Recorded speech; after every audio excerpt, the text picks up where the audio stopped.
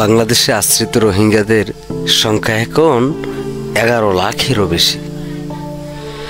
এই মানুষগুলো নির্ভর করছে আন্তর্জাতিক সহায়তার উপর, খাদ্য, চিকিৎসা আর বাসস্থানের জন্য।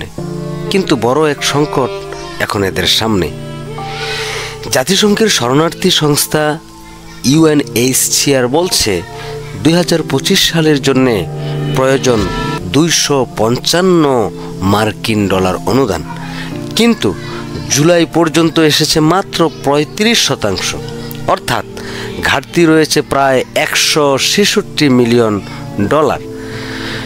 কক্সবাজারের ক্যাম্পে রয়েছে প্রায় 10,90,000 রোহিঙ্গা, আর ভাসানচরে আছে আরও 37,000। গত 18 মাসে বাংলাদেশে নতুন করে এসেছে প্রায় আরও 1,50,000 রোহিঙ্গা।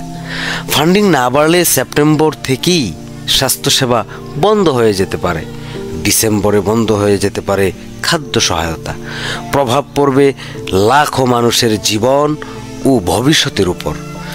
শুধু শিশুদের কথাই ভাবুন। বর্তমানে ক্যাম্পে 63,000 রোহিঙ্গা শিশু স্কুলে যায়। ফান্ড বন্ধ হলে তাদের শিক্ষা কার্যক্রম বন্ধ হয়ে যাবে। বর্ষায় ইতিমধ্যে ক্ষতিগ্রস্ত হয়েছে প্রায় 1400-রও বেশি ঘর।